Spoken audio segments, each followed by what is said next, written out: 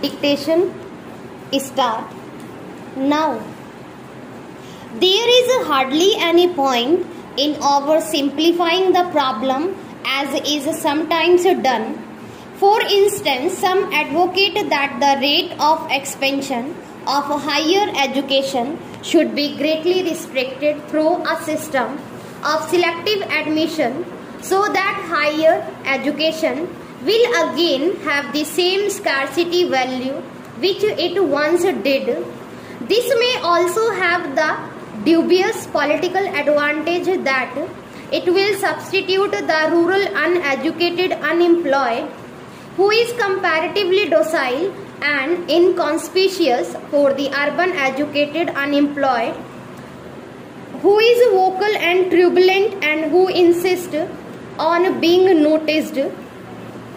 It is true that there will have to be some restriction on expansion of higher education, especially because of the constraint involved in maintaining adequate standards, but we must keep two main considerations before us. The first is that higher education is a great instrument of social change and that it must be spread increasingly among those social groups and in those areas of the country where it has not made adequate progress so far. Secondly, we cannot say that India is by any means an over-educated nation at present. The number of university graduates in our country is far too small in comparison with that in the industrially advanced countries. It must be further realized that out first degree in arts, commerce or science is a degree more or less by courtesy. The Sadler Commission pointed out long ago that much of what we call higher education in India is really equivalent to school education. This observation is even truer today than it was 50 years ago. It is really our second degree in these facilities that is generally equal to the first degree in these faculties that is generally equal to the first degree in the advanced countries. If a proper allowance is made for this equivalence, there is a strong case for continuing the expansion of higher education. This is therefore not a case of quantity or quality. We shall have to strive for both quantity or quality.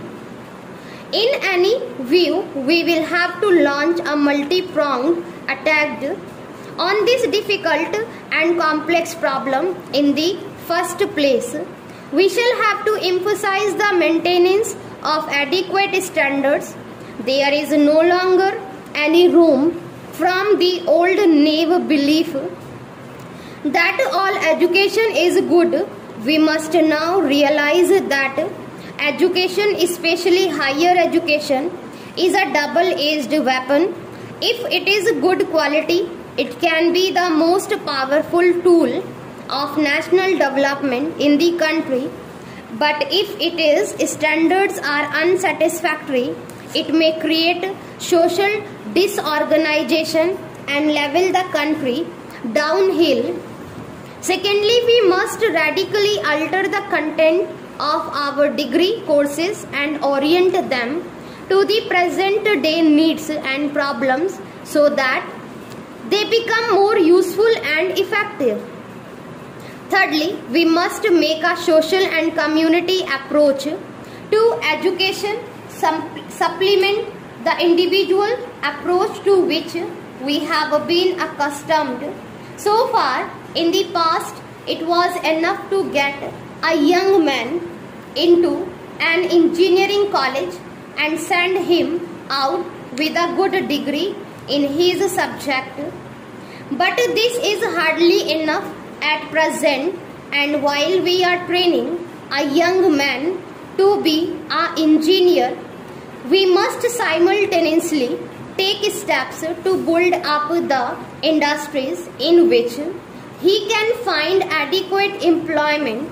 In other words, a large and intensive programs of national reconstruction has to be developed side by side with our plans of educational expansion. These programs are by no means easy to develop, but nothing worthwhile is ever easy.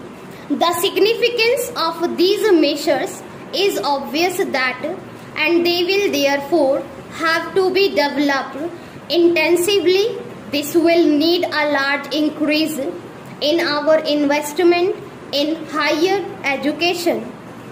But what is even more important, it will need better planning and dedicated and sustained effort on the part of our teachers and students. Our universities and colleges will have to abandon the ivory tower existence to which they are largely accustomed, and relate their programs of teaching and research intimately to the life needs and aspirations of the people.